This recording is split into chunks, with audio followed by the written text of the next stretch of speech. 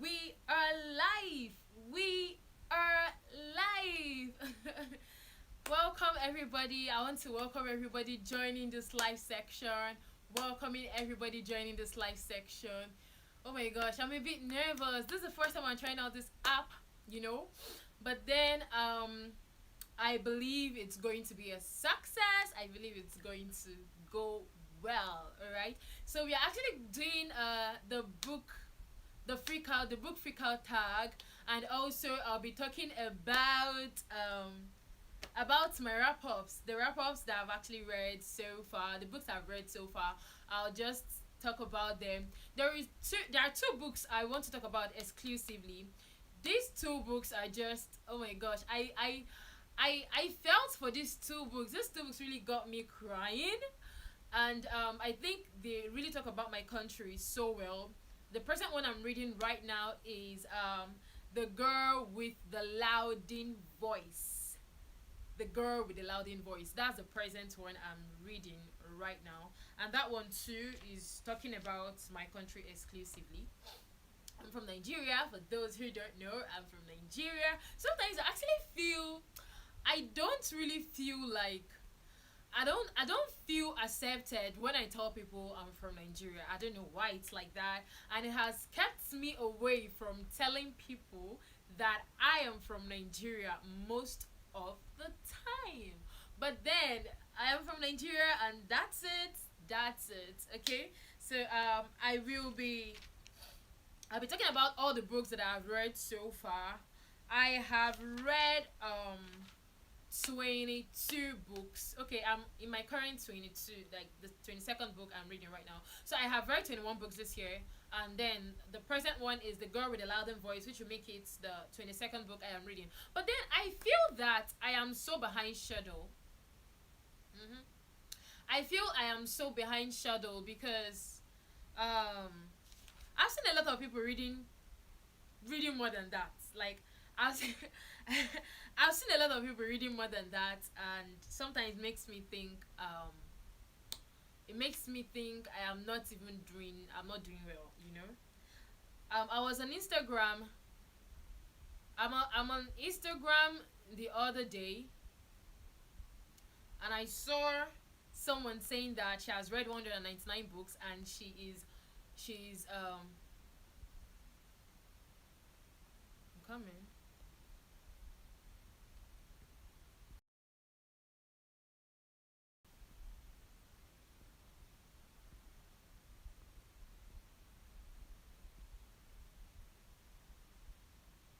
Okay.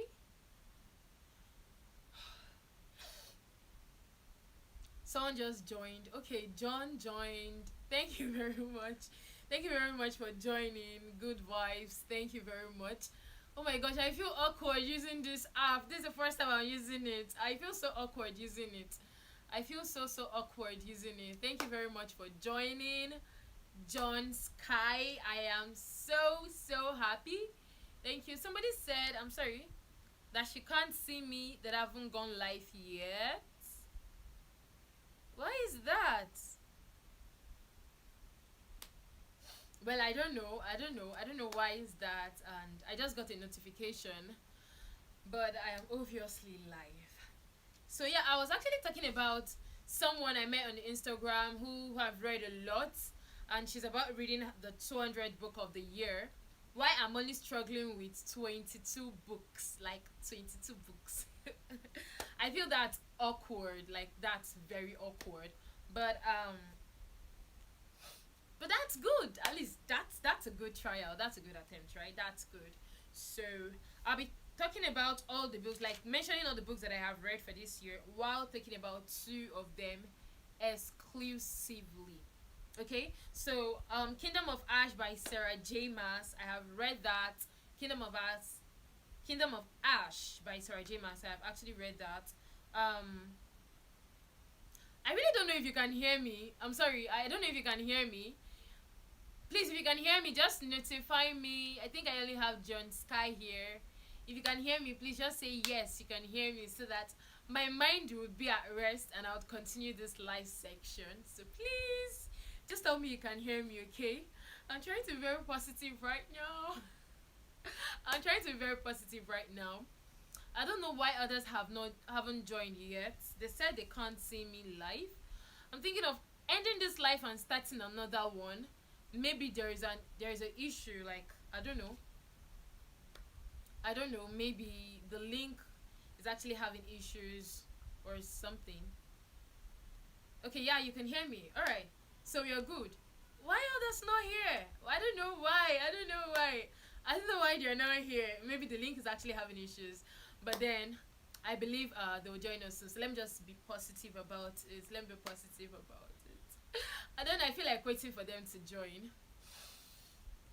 But let's be positive about it. Let's just be positive to actually join us, okay? Yeah. I said I read Kingdom of Ash by Sarah J. Maas.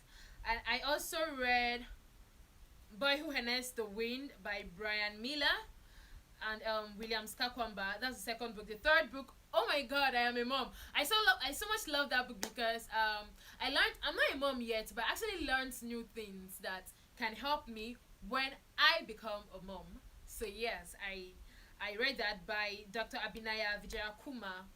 I read that one. Then the fourth book I read, all these books are in the month of January. I read Becoming by Michelle Obama. I'm a little bit disturbed. I'm a little bit disturbed. I don't know why they've not joined. I only have John here. John, thank you so much for joining. I'm a little bit disturbed. I don't know why, but I just pray whatever network, anything hindering them, would let them join me very soon. I read Becoming by Michelle Obama. Of course, I reviewed that on my channel. I reviewed that here, and that was a very very huge book for me because I think it brought out more of my girl power. You can do anything, even if you're a girl. You shouldn't just limit yourself. It was written by Obama's wife, and that was so beautiful. It's a memoir actually. She's talking about her lives, and she's talking about everything. Basically, she's talking about her life. Okay, her life in the White House, before the White House, when she met Obama and everything. So inspiring, so inspiring. She went through a lot. Like, who would believe Michelle Obama went through a lot? Who would really believe that? She really did. But then when you see her, in her, when you see her maybe on your screen in the White House, when you see her, you think she was born successful. You think she was born successful, but then I learned from her that you have to build this success. You have to be very hardworking, and you just have to be smart. Life throws challenges at everybody. As long as you're a human and you're living, you definitely meet challenges at every point in your life. So yes, I learned from her, and reading all this while have really been. Oh yeah, sister blessing. Yeah, she's joined us already. Thank you so much for joining. I was a little disturbed when you said you couldn't see me live. I don't know why, but thank God you joined already. So we're waiting for others to join. Thank you for being here. Yes. So as I was saying, I was talking about Michelle Obama coming. That's the fourth book I read. Then the fifth book I read is Chill Out and Cheer Up by Grace Grossman. Yes, I'm really so excited about this book, Chill Out and Cheer Up, and we'll be having the author very soon on this channel. I already write her, and I wrote her actually, and she said she would be here with us very soon for author's interview. If you see me looking down, I'm actually looking down at the notes, trying to call out all the books I have read for this year. Okay, so the next book I read was Toxic Husband, and that was the seventh book this year.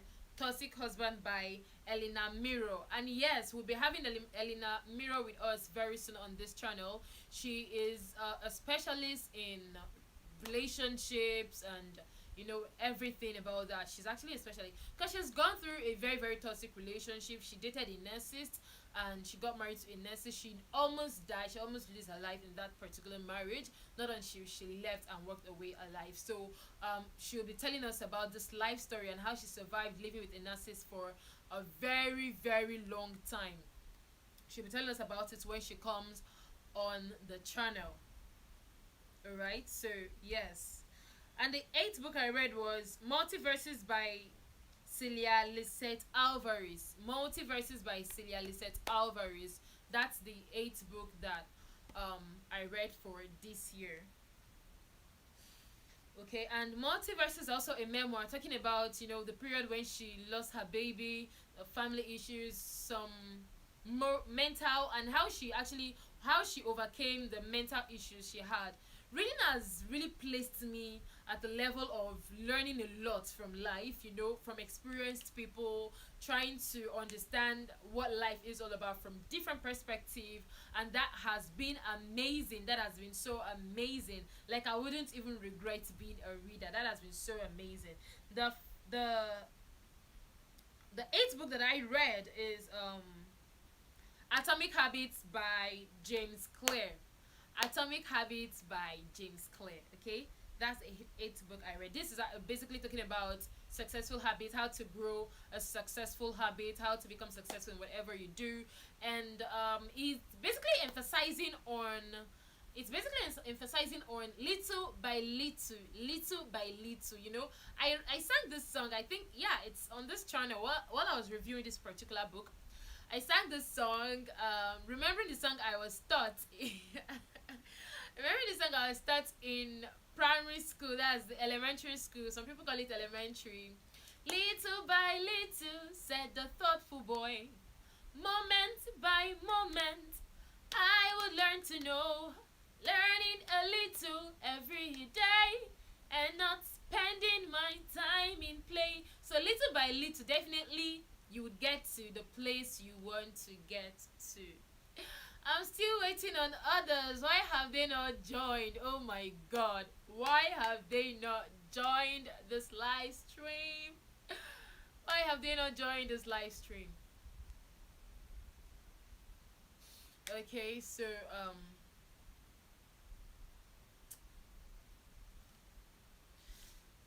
as we wait for others to join, I'm actually seeing a notification. As we wait for others to join, I'll continue the live section. Oh my gosh. I just pray this live section is not a disaster after everything. Like, I really did not make a proper notice about it, but yeah, we're good, okay? We're good. Yeah, let's continue. Um I also read 5 a.m. Club by Robin Sharma, and I also read In the Courts by Anthony Scott. All right. Then I also read My Only Sunshine by Louis Ditchler. I also read Kate Cat Tragedy by James Wallace Bowie. All right.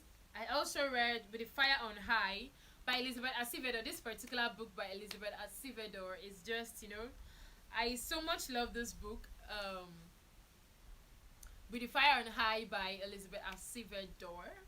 Yes, that's like one of the best book I have read this year. One of the best book I've read this year. With the Fire on High.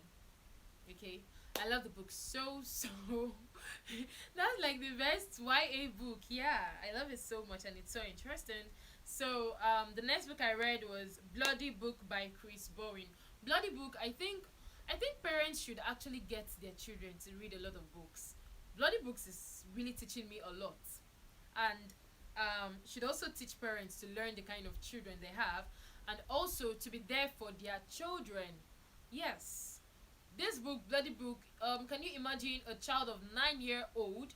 Can you imagine a child of 9 year old killing about someone of I think he was 30 something or so, killing a very grown up person, a child of 9 year old. So most of our parents, yes, I have new people joining the stream. Welcome, welcome, welcome, welcome. I thought I was here alone. Welcome, yes. Um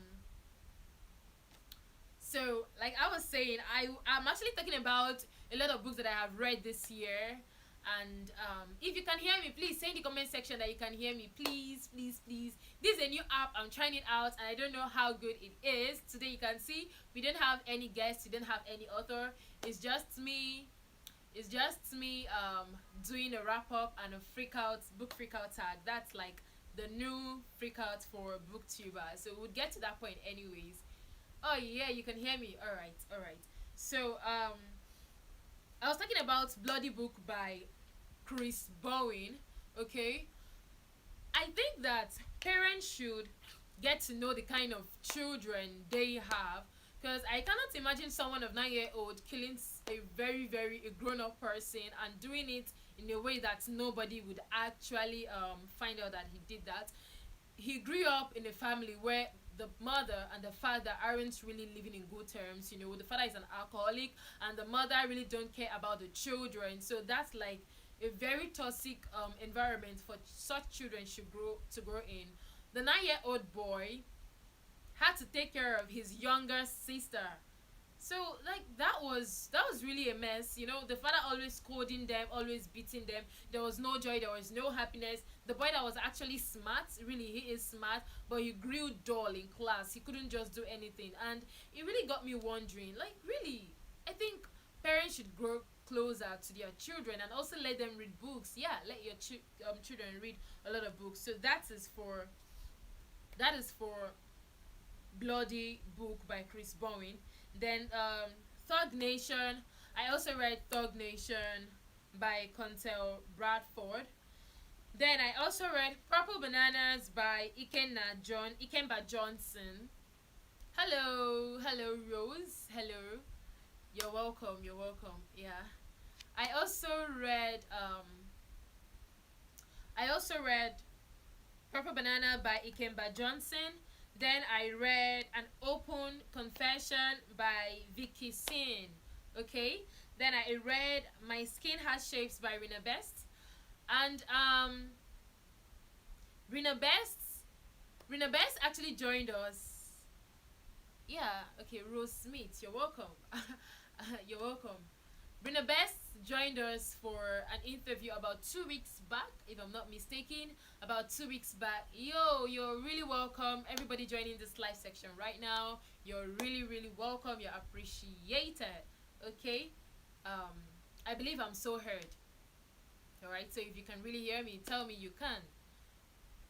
Brina Best joined us for the live session about 2 weeks back, and that was a great session. Everybody enjoyed it. Yeah, we know the network wasn't too good then, but then we all enjoyed it. So yeah, I also read her book, Rina Best by um My Skin Has Shapes by Rina Best. Okay. Then the next book I read, The Joy of Motherhood.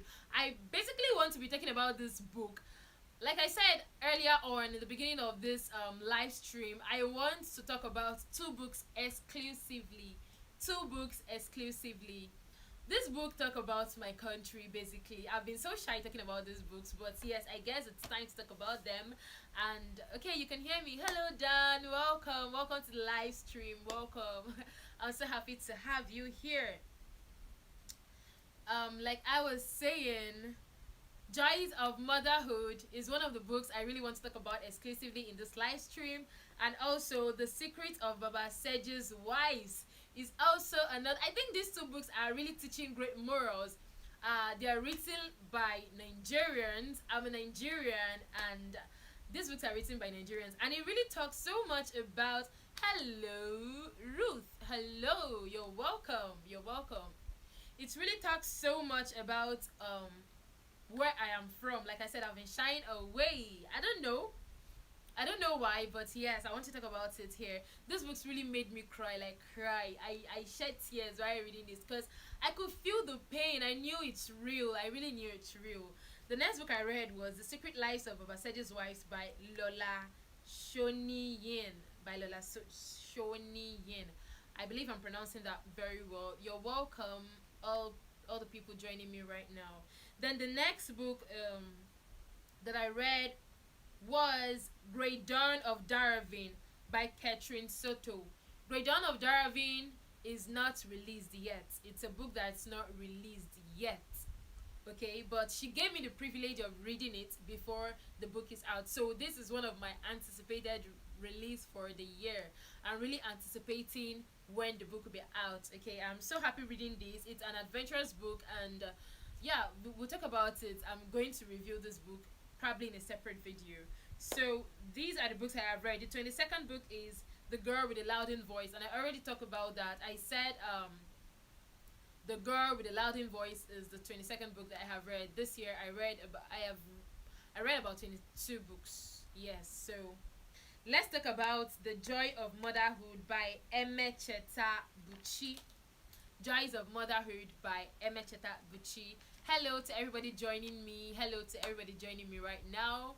You are so welcome. You are so welcome. I'm happy you joined the live stream. So if you're joining right now, what we are doing is book wrap up.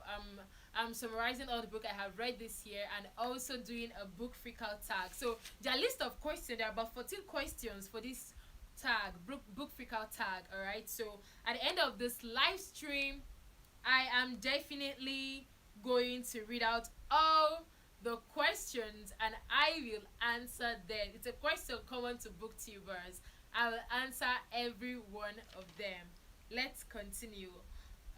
Secret Life, The Joy of Motherhood by Emecheta Buchi. Alright.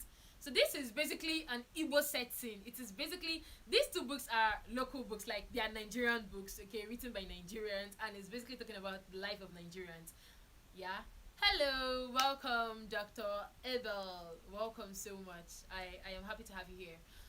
It's basically talking about Nigerian kind of life. Okay, and in the olden days, you will get to know more about Nigerian history in this particular video. Yes, in the olden days, I feel girls are being given out to suitors without really knowing if they want to get married at that point or not. And this is one of the reasons why I cried, because I felt it's a kind of slavery. I felt that way, though they're being given out by their parents, and once they're up to the age of 14, 15, you're no longer in the house, you're out of the house. So I'm talking about Joys of Motherhood. Yes, so there is this particular man in this book, Agbadi, and Agbadi is a very, very matured man. And it happens that these young girls are being given out to very elderly men. Very, very elderly men. I'll talk about this book, then I'd say what I learned from the book, moral lessons and all of that, then go over to my book freakouts questions, then make the wrap up the video. They're really giving out to very elderly men, you know. Agbadi from a particular village, same village with Ona. Ona is a very, very beautiful girl. Very, very beautiful girl, you know. So, and Mr. Agbadi, the elderly man, really wanted to get married to Ona, even after having about 5 wives. But Ona is not someone that have this flair for getting married, and I am so surprised that the father of Ona allowed her to really go by her choices. She wasn't forced into marriage, which is something very good. Like, she wasn't forced into, unlike other girls from same village. And during that period, girls are really being, hello everybody joining me right now, hello, you are welcome to the live stream. This is a bookish live stream. I am doing it alone. I'm doing a book wrap up and we don't have a guest for today. But next week Sunday we will be having a guest, a German author, the author of Chill Out and Cheer Up. You're supposed to have her today, but yes, she's actually traveling today. So yeah, we'll be having her next week. I decided to do my wrap up in this particular video. You are all welcome to this live stream. I'm happy to have all of you here. Anna was not forced into marriage like every other girls were actually forced into the marriage. Then Agbadi, this man who has always been after Honor, did all he could to get Honor. Finally, he got Honor, and but he was not allowed to marry Honor. Do you understand? Honor was told to just remain the mistress of Agbadi, and that was accepted by Agbadi and his wives. I was so surprised. Why will that be accepted? Like, why? It was accepted by them, and then Honor was just there to give birth to a male child for his father. Honor's mother died a long time ago, so Honor grew up with the father. And surprisingly, this man dedicated his time to know his daughter, dedicated his time to know the kind of child he has, and did not just leave Honor on by herself, you know. So there was an agreement that if Honor gives birth to a baby boy, the father would take the child. And if Honor gave birth to a baby girl, Agbadi, the man who wants to get married to her, would take the child. Do you understand? And at last, Honor gave birth to a baby girl. I just want to summarize. I'm not going to give all the details. Honor gave birth to a baby girl, and yeah, he took the baby as agreed. He took the baby. Agbadi took the baby and then got married to Honor after the father's death. The father is an Obi. Obi is like somebody with the red cap. You know, although a long time ago in, I don't want to say Nigeria, though I don't really know how other countries' tradition is, but for a very long time,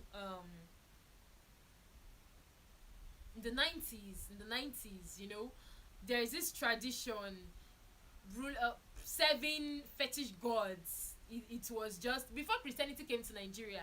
Let's keep it at that. Before Christianity came to Nigeria, a very long time ago, during the period of the colonization and all. Hello, hello, hello. You're welcome. You're welcome. Part of prayer ministry. You're welcome. You're welcome. I have another person. Mom Club.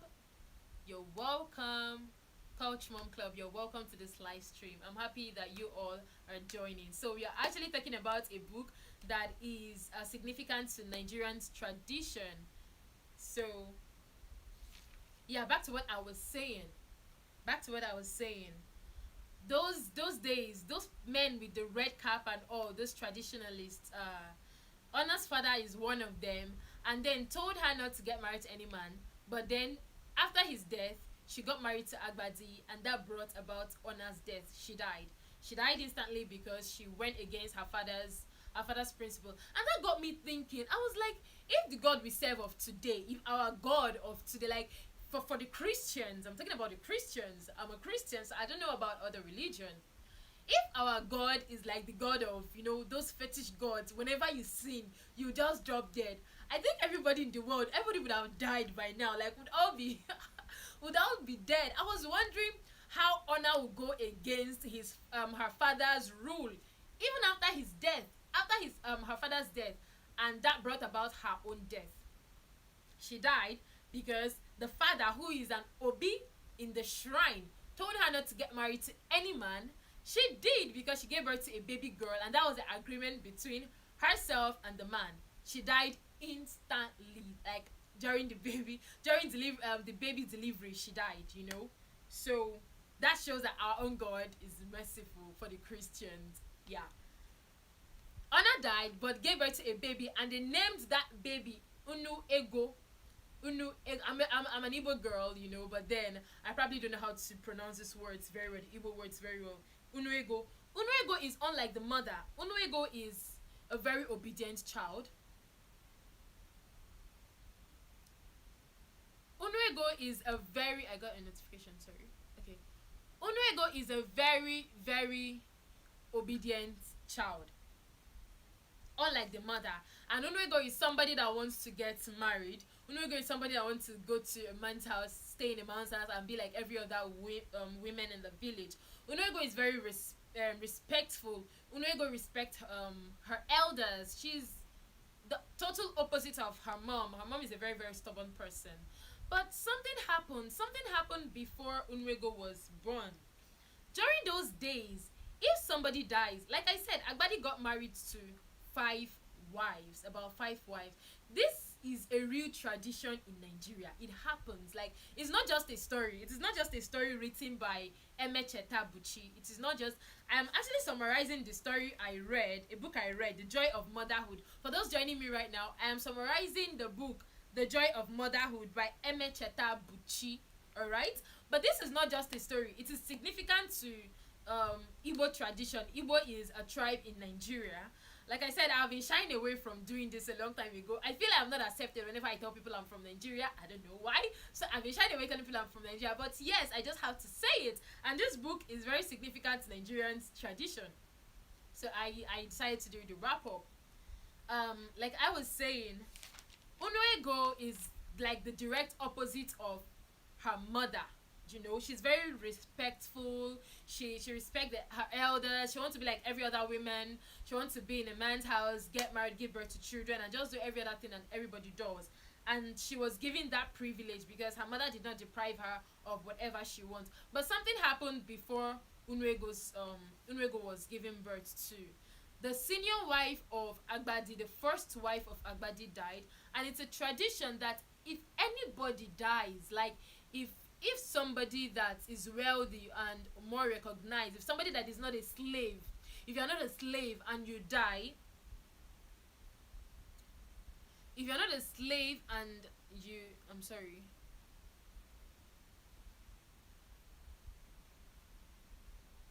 all right, and you die, you will be buried with so many other slaves.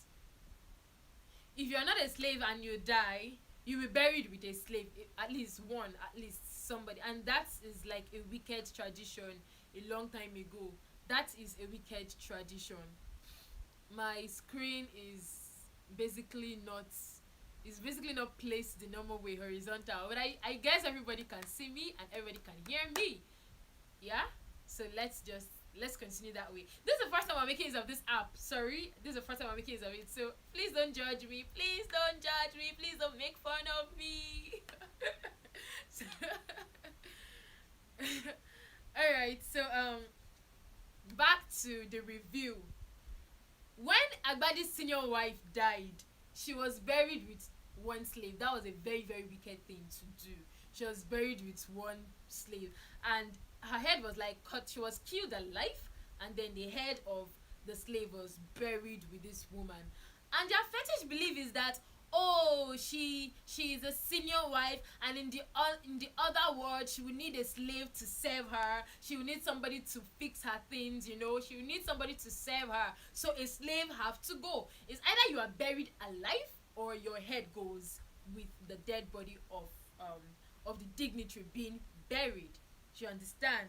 And this slave begged and begged and begged all she could. She was like, please, don't bury me alive. Please, I am sorry. I'm not the one that made your wife ill. I'm not the one that killed her.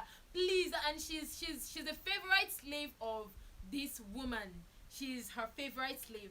And that is why it's not those days. A lot of people run away from being this favorite slave, because when the person dies, you are going with the person. Your head is going with the person as the favorite slave. She begged and begged, but nobody heard her. She was pushed into it. Her head was cut off and then buried with this woman. All right. This book is on Amazon. In case you want to purchase it, you can go there and purchase it and read more about this tradition I am telling you about. So, but then she made a promise. She said she will come back, and that would leave me with a question. Please answer if you know. Do you believe in reincarnation? Do you believe that people will die and then come back in the next world? Because in the book, the slave made a promise. She said she's going to come back. She's going to come back to this particular household. She's going to do that, and she came back in the person of Unwego, the child of honor. The person I told you was a respectful person that wants to live like every other person. She came back in the form of honor. Do you understand? And funny enough, this is not just a book, because I believe that people of those days, my grandmother, they all believe in reincarnation. Great grandparents, they believed in reincarnation. And I was like asking myself, how is it true? Okay, I'll tell you a true life story. I went somewhere to actually fix my nails, and I saw somebody, I saw a lady in the particular shop I went to. They make hair, they fix it. It's just like a lady's shop, and I saw a lady there. There was this mark on her lips. There was this mark on the lips of this lady, and then I was looking at her as, what's wrong? Like, what happened to you? Were you in an accident? Did you?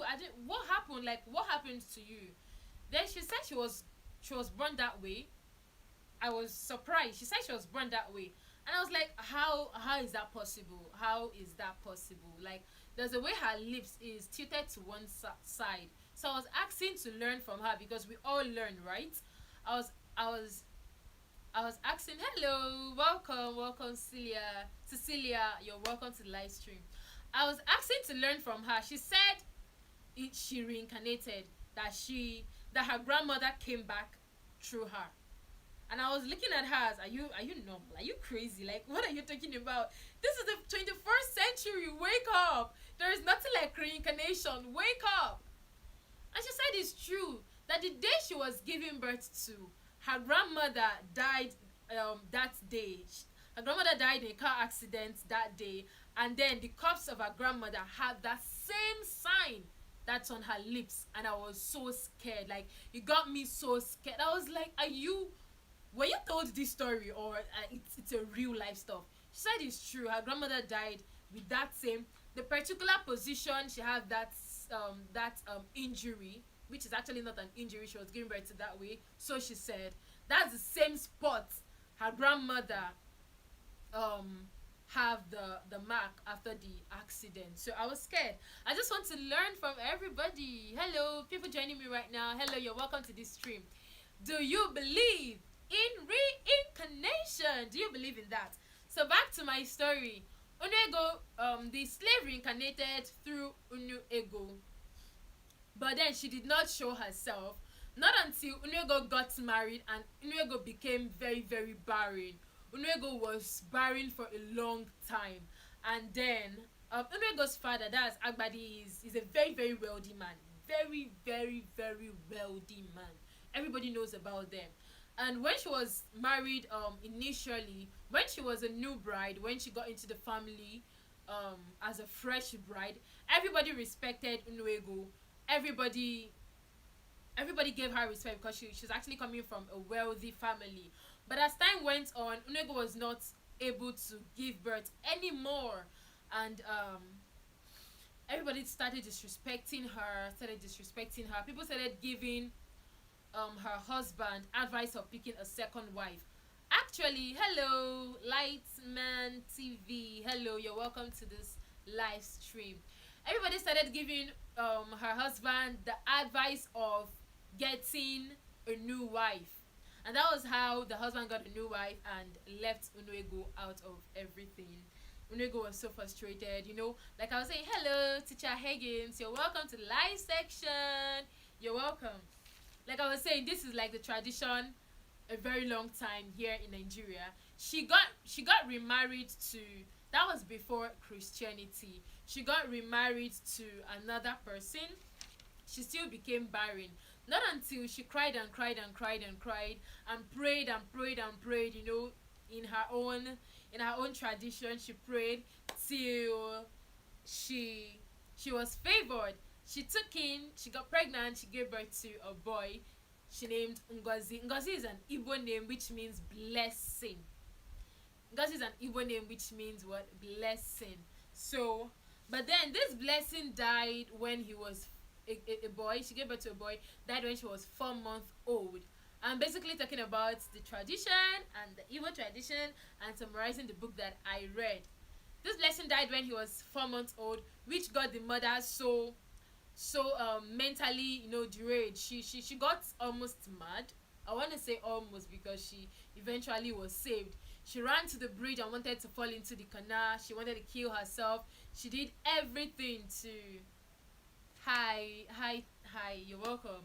She did everything to kill herself, but people saved her. This same barren woman gave birth to a lot of children as time went on. But then the person that have been tormenting her since is the slave that was buried with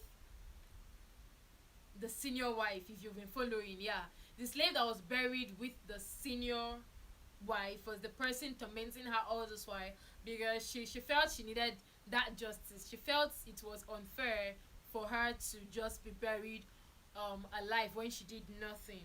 So that is the summary of it. If you want to read it, it's on Amazon. The name is The Joys of Motherhood. Now, I was expecting to read how happy she became. How I know we have a lot of mothers here, so yes, I also want you to listen to this part. I was expecting to read how happy, because it's the joys of motherhood, right? So she's supposed to be happy. I was expecting to read how happy she became, how everything turned out, how she became so, because she has been living a very very sad life. She got remarried to a poor man who lives in Lagos, the city Lagos, Nigeria. So she came down to Lagos, and the man is actually working for the white men, the Britain. That was the period Nigeria was colonized. Now, the author did not write if this is a true life story, but then he wrote it definitely to portray the history of Nigeria. This man was actually poor and couldn't afford the luxurious life that every other person, some people have at that period.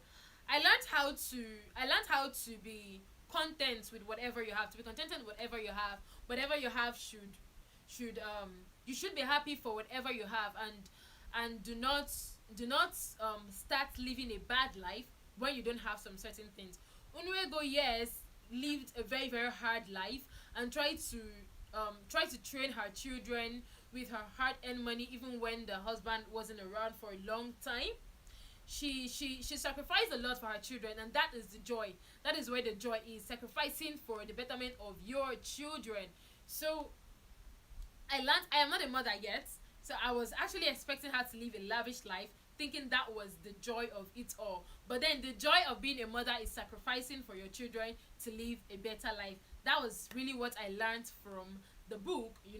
And yes, hello, every other new person joining. Hello, you're welcome to this live section. We are reviewing the book The Joys of Motherhood by Emecheta Buchi. It's a book based on the traditions of Nigeria, the Igbo part of Nigeria to be precise. Back to what I was saying. Unwego lived a very very hard life, and when she was able to train, she had 7 children in total. After being barren for almost 2 years or even more, she gave birth to 7 children, and I think she have about 5. No, she gave birth to more than 7 children. I think 7 boys and about 2 girls, while Extra 2 died. So she had a lot of children. That was the joy, having a lot of children and then training them with your with the sweat and every other thing. She trained these children, and the first child, being a boy, got scholarship and left the country. Excuse me, left the country to the US to continue his studies, and every other child was doing well. Now, in the olden days, this is the way it is being done. You train your children, you grow, you get married, you train your children. Even when you're very poor, you train your children with the wealth you have and everything you have, hoping that when these children are grown, they will train you back. Like, they will spend on you, they will retrain you. So those days, they really don't care about making so many money. They don't care about gathering so much wealth. As long as you have what can feed you today, as long as you have what can feed you today, they are very content with it, which I really don't see as a great idea, because you just have to save for um you have to save for tomorrow, right? So when you get married and give birth to children, you train those kids, waiting for them to grow and train you back. So maybe you might be 60 something years, 70 something years, that is when you start enjoying life. That is when your children will start training you. So it doesn't matter. That was their belief. But it happens to Unwego that nobody trained her. The children left her. They all left her.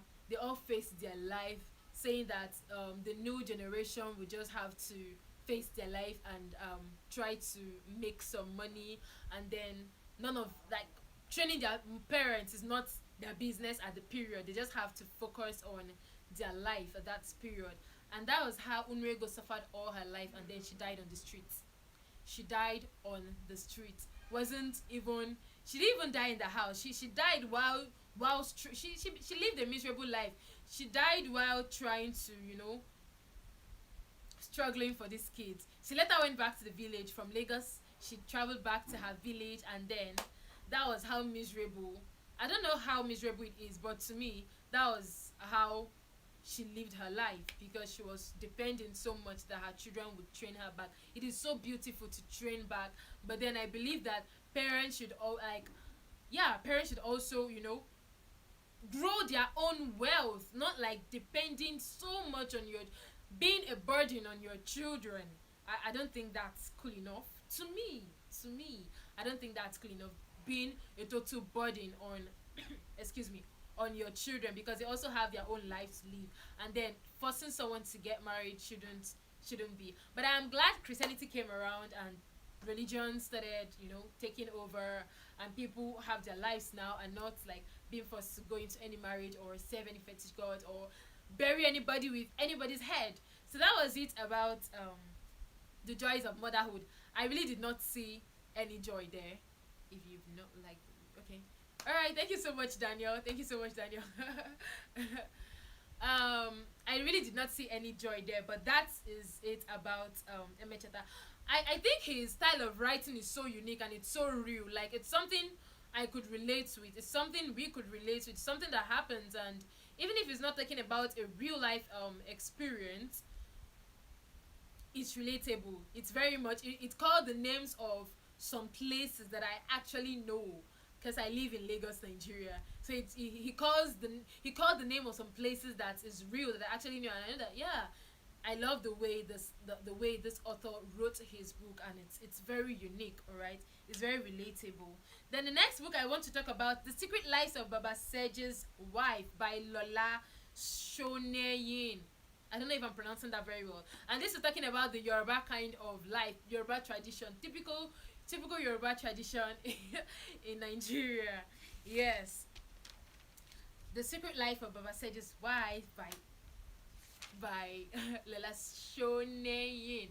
I believe I'm calling this very correct. All right. Baba Seji got married to about 3 wives. He got married to 3 wives, and Bolanle was the 4th wife. Okay. I'll be talking basically about Bolanle because she's just the one I want to focus on, and talk a little about her. She got my attention all through the book. Bolanle got my attention. Excuse me, all through the book. Now, The Secret Life of Baba Seji's Wife is talking about a man who got married to. Okay, Mama Seji was the person that started the family. I'll tell you how. I'll tell you how a woman started this this family. When Mama Seji was young, actually, her name wasn't written in the book. It's just she took, okay, in Yoruba land, or in Nigeria, basically in the Yoruba land, when you get married and you give birth to children, you definitely be called the name of your first child. For example, I am Margarita, and if I get married and the name of my first child is Francis, I'll be called Mama Francis. All right, that is, we're talking about the olden days, the typical setting, how it used to be, not the modern days right now. And I'll be called Mama Francis, or Iya. Iya means mother. Iya means mother in the Yoruba language. Iya Francis. So Mama Seji, alright, when she was very young, she loved making money so much. She's just the money type. She loved making money so much that she forgot that she's a woman, and she forgot that she has to get married, and she forgot about every other thing. All her focus was how she would make money. And then when the mother saw that she wasn't really living the life that she wasn't living, hi.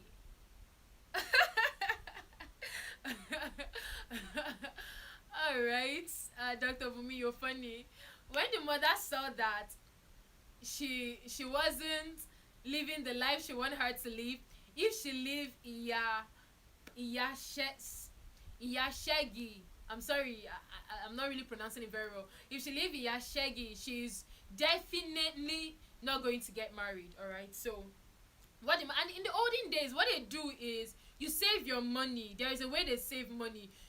There's nothing like banks those periods. So it's either you dig the ground and then you put your money inside and cover it, or you have a saving box. Do you understand? Or you have a saving box or a pot of money where you just hide everything. Iya said she used to save her money in a pot. She sells a lot of things. She's a great entrepreneur. She sells a lot of things. She sells bread, she sells different things. She sells fruits. She tries to make money. She was not the kind of lady that would go after men to get money. She wanted to make her own money. So she made a lot of money that her pot was filled with money. This book, you can get it on excuse me, you can get it on Amazon. The Secret Life of Babaseji's Wife by Lola Shoneyi. Lola Shoneyi is a in-law to Wole Soyinka. If you know Wole Soyinka, the very renowned writer, I think he has actually won Nobel Prizes a lot of times. So Lola Shoneyi is related, is a in-law to Wole Soyinka. I'm sorry, all these names I'm trying to pronounce it. Or save the money under the bed. Are you serious? Yes, there are a lot of ways of saving money those period. Yeah, yes, exactly. He won that. So I got so interested when I read about the author. First thing I do before I start reading any book, I love reading about the author. When I read about the author, I saw that she was actually related to Wole Soyinka. I was like, yo, this book would really be very interesting. So Iya Shaggy saved her money in a pot. She had a pot of money, and then the pot was filled up. The mother was growing old, and she got sick. She knew that if she did not arrange marriage for Iya Shaggy, she's going to die, and then her daughter might just end up not getting married and not having children of her own. So she spoke to her very close friend. She spoke to her very close friend about this, and her very close friend have a son. She gave birth to a son. Mama Shaggy's mother gave birth to just Mama. So we just have a man here and the woman. So the both of them were merged together. They got married. They got married with Iya Shaggy's money. That was the painful part. I was so annoyed. Why would you use Iya Shaggy's money to? Why? Because the son, the boy they brought for her to get married to, the first her to get married to, was poor. He was actually working in Ibadan, and he doesn't really have enough money. So they have to use the money of this woman to, marry her out to the man, and then that was how her money was used. She came back one day, and what she does every day before she goes to bed is she'll count the whole money, and when she count the whole money, she'll spread it on the bed, and then she will lie on it like, oh my, she feels herself so much that she makes money. And her mother was so scared that her daughter would not just understand the value of getting married, and they just gave her out to somebody. Thank you so much, Sister Blessing. Thank you so much. They just gave her out to somebody who would get married to her, and that was how her money was used. Can you imagine? I was so annoyed. Why would her money be used? Why? But those days, women have no power. Women have no say. Whatever happens, you just take it that way. And that was how she just took it that way, and then went with Baba Shaggy. Their names weren't mentioned, but they were just telling it's a flashback. They were telling us what happened a long time ago before the present. Okay, that was how she got married to Baba Shaggy, and the both of them started living together. But Baba Shaggy, something happened. Baba Shaggy is impotent. He cannot impregnate a woman, and he doesn't know. I'll tell you what happened. Still with this fetish belief of a thing, something happened from his own place. Yeah, her hard-earned money was used. So annoying. Something happened in Baba Shaggy's place, and they were told not to come out at night, something like that, or not to go into a forest. He's always going into forest, to look for firewood for his mother. But then they were told not to go into a forest anymore, because I think someone was buried there, and they were told not to go there if not something bad would happen to them. But he wouldn't listen. He kept going into the forest to get firewood and every other thing, and that was how he got this disease. I've forgotten the name of this disease that made him impotent. I can't remember. I can't remember the name of this disease that made him impotent, and that was how he was not able to give birth, like to become a father, to impregnate a woman. Okay, I asked a medical practitioner about the disease. So annoying, I can't remember the name right now, and it was explained to me. I understood it better. When I read, I ask questions when I don't understand some things. And that was how he got married to three. That's how he got married to the first wife. The second wife had to beg him. The second wife, Iya Femi, had to beg this man to get married to her because she was frustrated. Her parents died, her parents died, and her uncle sold her out to somebody as a slave, and that was how her dream of going to school was killed. She was not able to go to school. She became a slave in that person's house. She lived a very very bitter life for a very long time till she met Baba Baba Shegi. Baba Shegi was building a house close to where she was living with this woman as a slave. And then she had to talk to Baba Shegi's driver, Teju, begged him so much to beg Baba Shegi to get married to her. He doesn't have to pay a bride price. He doesn't have to do anything. Just take me in as a wife. I beg you. I beg you. And that was how Baba Shegi took her away. She was so tired of the kind of life she was living with the woman who bought her as a slave. She was angry at the woman, but her anger wasn't really on the woman. Her anger was more on her uncle. Her uncle promised to take care of her. Her uncle is the person her own father took care of when he was alive. Do you understand? Her father was a wealthy man, but when the man died, together with the woman, her mother, the uncle started maltreating her, treated her in a very bad way, sold her out as a slave, and that was how she was not able to go to school anymore. Do you understand? So she begged Baba Shagi to just take me, take me, take me, please don't pay bride price, just take me. And then Baba Shagi got married to Iyafemi. The third wife, Iyatope got married to Baba Shagi by how did Iyatope get married to Baba Shagi? I think she was given to, yes, I remember. The father of Iya Tope saw Tope, no, not Tope, saw Iya Tope. I believe you're understanding this. It's just a tradition, and it happens. These things do happen in Nigeria. It happens so well. But that was the olden days. I don't think it happens till today. Iya Tope was the third wife. Tope is the first daughter she gave birth to, and that was why she was called Iya Tope. Before she got married to Baba Shegi, she was a very lazy girl in her father's house. She wasn't lazy, it's just that she does not like going to farm, but she likes weeding. She doesn't like going to farm, but she likes weeding. So she's going to weed, and after weeding, should allow others to go to farm while giving an excuse that she's sick. She'll just lie that she's sick and she would not go to the farm, but she likes weeding a lot. So when it's the weeding period, you would see Yatapa in the farm. She would weed everything by herself. But when it's the planting period, she would lie that she's sick. And that was how the father said she's a very, very lazy girl, and then gave her out to this man that just took her away as a wife, just took her away. That was how she was given as a gift. Imagine. She was given as a, she was dashed away. She was dashed away. So that was how Baba Shagi got married to these three women. He got married to three of them, not out of his own wish, but out of circumstances. Now, Bolanle is the fourth wife. Bolanle was actually the fourth wife of this man, and Bolanle is the only person that the man himself approached.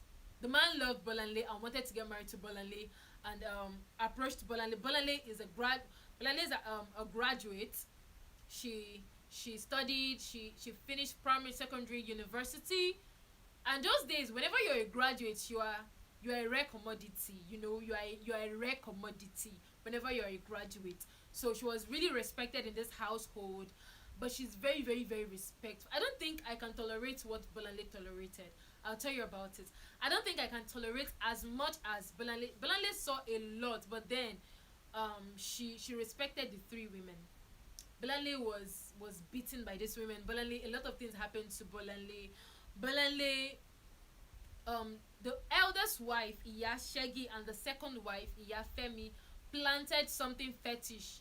Whenever you see a red cloth, it's something fetish. That's just like the symbol. So they went to a herbalist, they got something fetish, they planted it in Bolanle's room. You understand? They planted it in Bolanle's room, and They reported to their husband saying, Bolanle wants to kill you. She's a fetish woman. They saw something fetish in her room. And Bolanle was like, Bolanle is a Christian. Bolanle is not a fetish person. She's a Christian. She doesn't believe in all those fetish things. She prays. She reads her Bible. She's different from others. And then she was like, no, she didn't do anything. She didn't do anything wrong. She didn't do any fetish thing. And Baba Shaggy believed her halfway, but believed other women. So the first wife, whenever the first wife, Shaggy, says something, the father believes her more. Let me just summarize so I don't just have to like say everything. The live stream is getting longer than I expected it to. Yes, Bolanle tolerated a lot of things, you know. They did a lot of things to her, and yet she wake up every morning, she would greet these women, she would do her duty, she loved their children. She was barren, she was not able to give birth. Why she was not able to give birth was because she refused to be unfaithful to her husband. Like I told you, Baba Shaggy was impotent and wasn't able to have a children of his own. That means the three of his wife were unfaithful. The three of them were unfaithful. But the rule stands that whenever you cannot give birth in this household, you will be taken back to your parents' household, and then they don't want to go back to their parents' household. So they just have to make use of whatever closest option they had. Iya Shaggy, the first okay, the first wife, Iya Shaggy, got pregnant by the Teju, the driver. I'm sorry, I'm a little bit distracted right now. Teju, the driver, is actually the father of her children. The second wife, a market man, was. The third wife, Tokpe, somebody else was. But then Bolanle was actually very faithful. And it was because of Bolanle that Baba Shaggy went to the hospital, and that was how he found out that he's impotent and all his children are not his children. All of them are fathered by somebody outside the house. And you know, he wanted to send everybody away. He wanted to send all the wives away. He wanted to just send them away and the children. But then they all started begging him and told him to just hide his dignity and hide himself. If he does that, every person in the village would know that he's impotent and he can't actually have a children of his own. He considered that. Bolanle went back to her parents' house. Yes, she did. She couldn't take the maltreats any longer. She went back knowing that I cannot be unfaithful to this man, and I cannot have children of my own, so why would I remain in your house? You cannot make me pregnant, you cannot make me a mother, so why will I remain in your house? So she went back to her parents. Meanwhile, the parents never supported her to get married to this man, to be a fourth wife. And this is where I really want to chip in, and that's where I learned that's the morals I learned from this particular book. The morals I learned is Bolanle, when she was growing up, her mother was a nagging mother. Like, the mother was a nagging wife and also a nagging mother. She's actually not close to her children. She expects perfection from everybody in the house. Excuse me. Oh my god, I don't have water here. Okay, she expects perfection from everybody in the house. She expects her husband to be perfect. She expects her children to be perfect. Any silly mistake, you'll have it hot from her. So the mother used shouting, scolding, beating to distance herself from the children. Whenever anything is happening with these children, she would never know. And that was how Bolanle was raped when she was very young, and she never told her mother that she was raped because she felt her mother would not believe it's true. She felt her mother would not believe it's true. Okay, so I believe I have responsible mothers out there. I believe I have responsible mothers watching this right now. But that's like a huge lesson I learned. I'm not a mother yet, and I am really gathering all the whole information I can, equipping myself for when I will finally become a mother.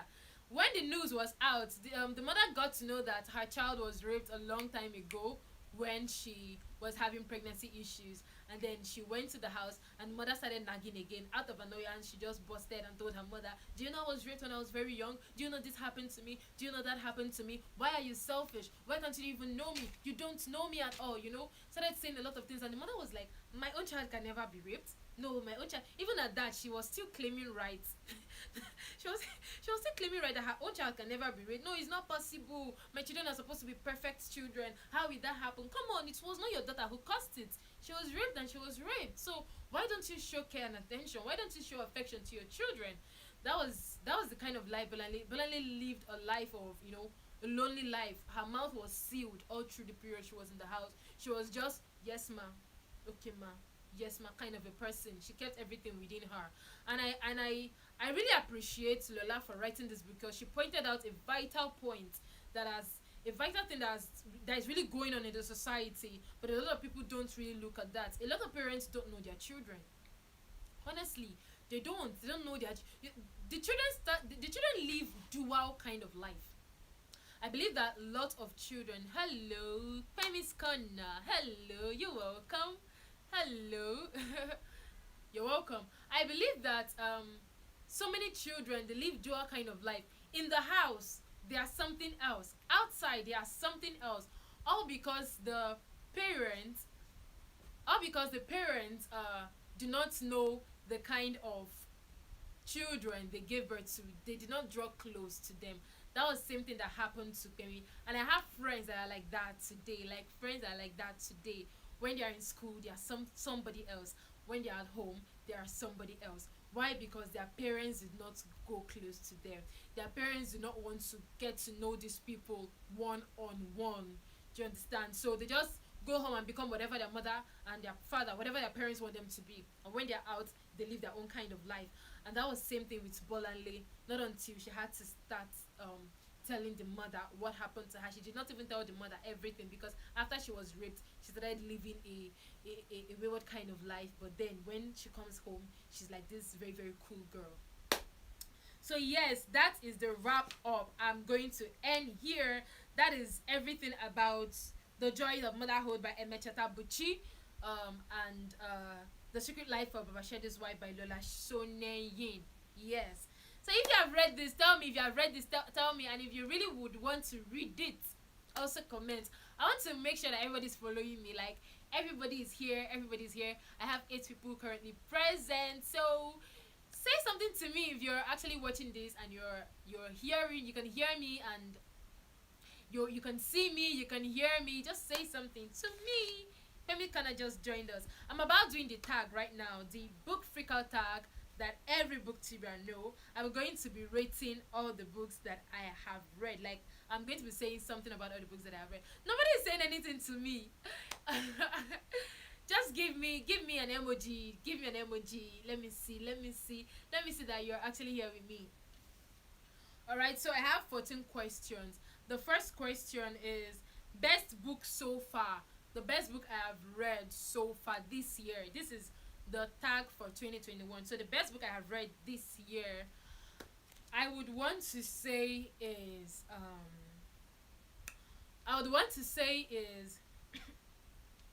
Chill Out and Cheer Up.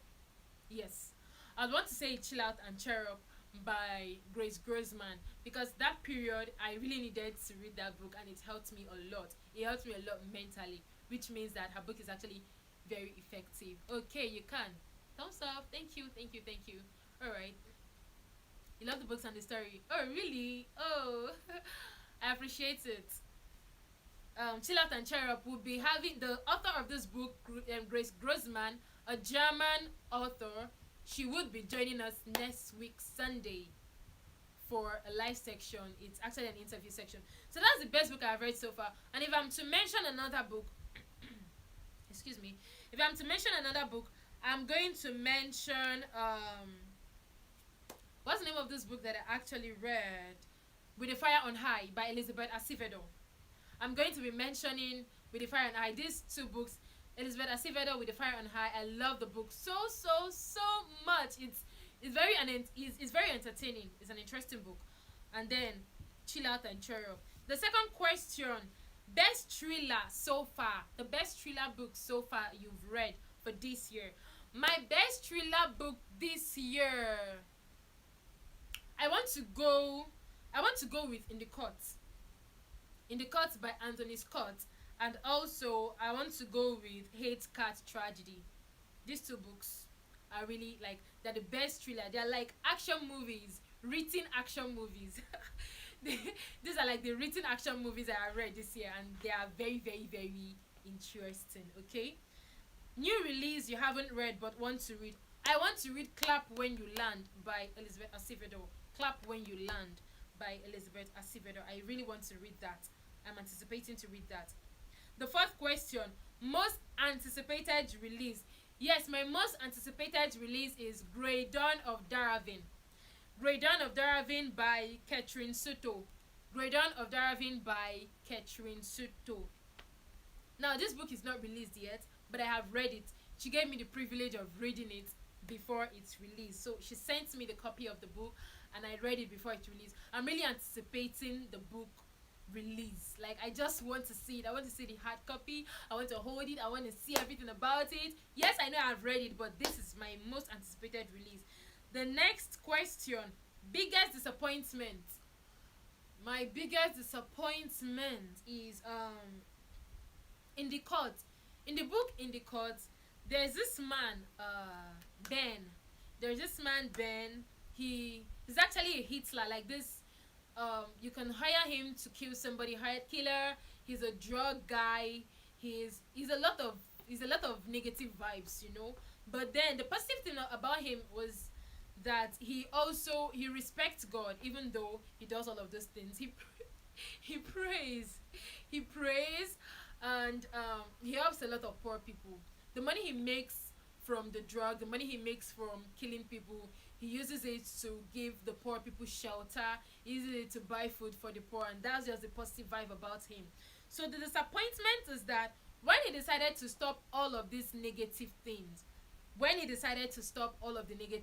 somebody came to ask him for his help to kill somebody, and he went back to it. I was so disappointed.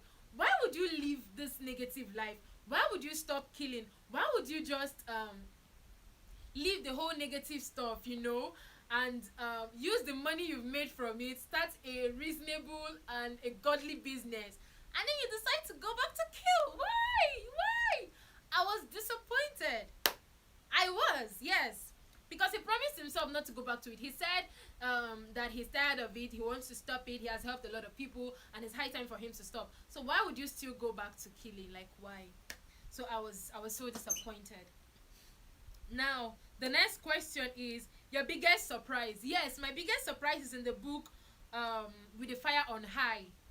With the Fire on High. My biggest surprise is there. When Malaki decided to date Emony, when Malaki decided to date Emony, I was surprised why he left Emony. Like, why did you leave Emony? Well, they didn't have a fight or anything. It was just on a plain mode. Like, everybody went to school, everybody faced their careers, everybody went to different places, but that was just the end of it. Like, I think that was the end of their relationship, their friendship, or whatever.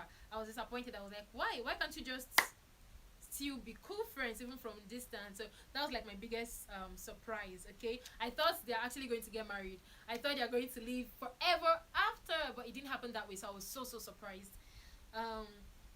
My favorite author, I want to award Elizabeth Acevedo, my favorite author. She is my favorite author for the first half of the year, okay? Because I am so intrigued with her book, With the Fire on High. And she's also the person who wrote Clap When You Land, and I'm really anticipating to read that.